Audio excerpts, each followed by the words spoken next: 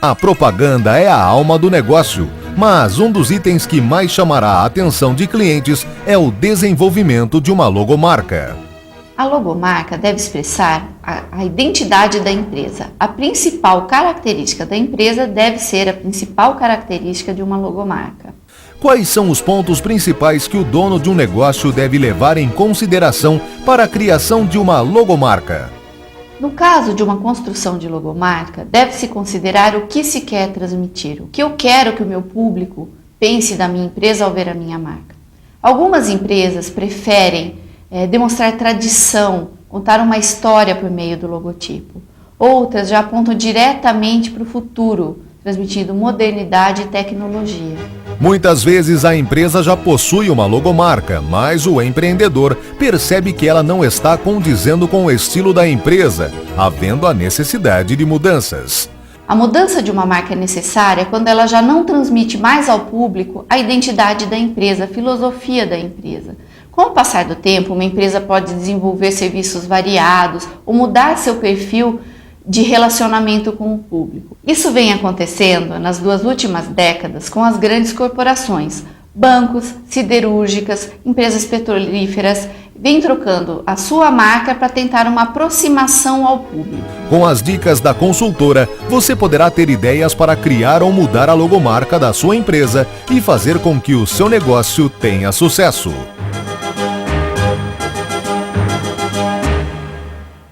Confira agora mais uma entrevista no programa A Hora e a Vez da Pequena Empresa. O nosso convidado de hoje é um homem muito famoso, conhecido por todos, Orlando Duarte. É um prazer tê-lo conosco. O prazer é meu e eu agradeço esse início já, que eu sou conhecido por todos. Mas é verdade, você que é jornalista, comentarista, escritor, autor, historiador de 14 Copas do Mundo. E só não foi nessa 15ª porque estava gripado. Muito.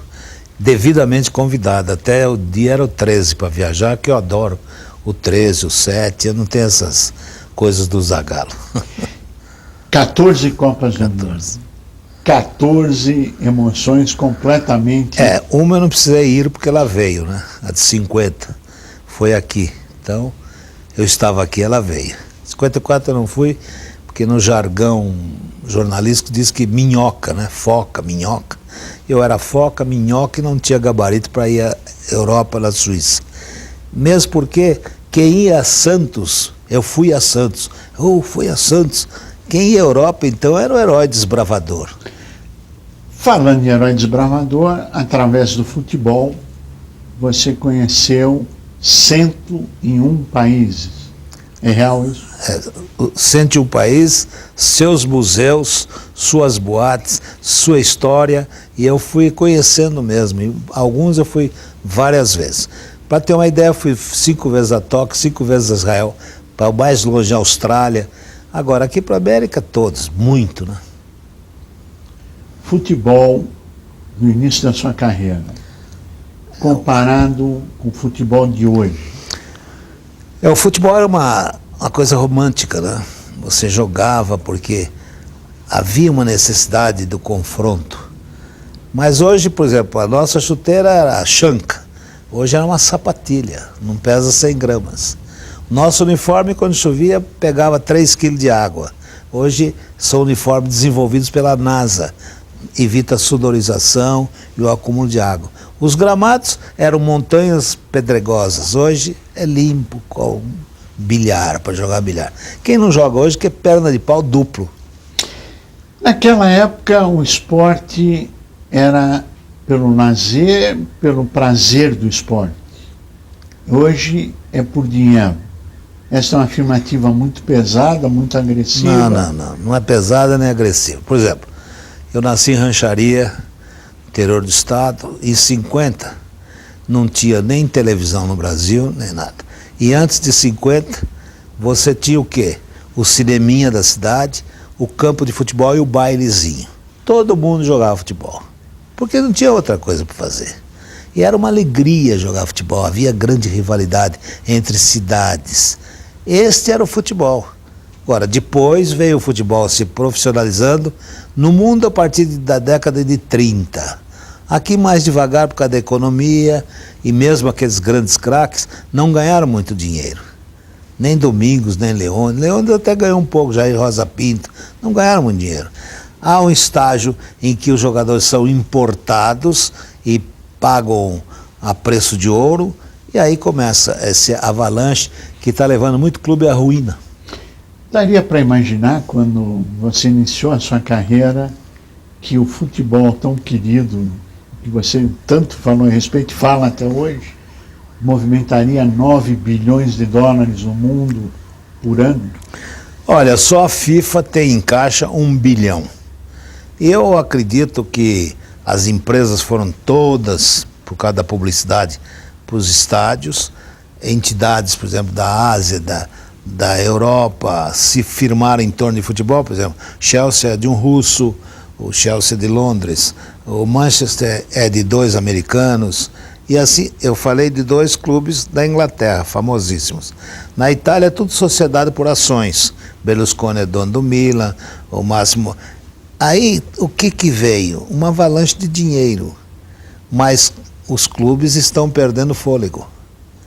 Então essa avalanche pode reverter. Não será um tsunami, mas é uma reversão. Você falou, acompanhou e viu grandes estrelas mundiais nascerem. Como é que nasce uma verdadeira estrela do esporte? Não só do esporte. Não só do futebol, mas você que tanto admira tênis, boxe e outras atividades esportivas, como é que nasce essa estrela? Eu vi nascer o Éder Joffre, eu frequentava a academia do pai dele, o Kid Joffre, e logo você nota-se aquele rapazinho que gostava mais de ser ponta esquerda e desenhar e pintar do que ser um pugilista, mas acabou sendo um dos 10 maiores do mundo em todas as categorias. Eu vi a Maria Esther Bueno jogar para 3 pessoas aqui, contra a Ceci Carvalho, mas notei que ela era tudo para ser a campeã que ela foi em Wimbledon. E por aí afora, você vai vendo quem tem o jeito. Mas aqui faltou a massificação. Quando você proporciona a todos a oportunidade de praticar esporte, vão surgir 2, 3, Gustavo Kuerten e etc. Mas enquanto não, você tem dificuldades, porque o esporte é caro. Um tênis é mais caro que 2 pares de sapato.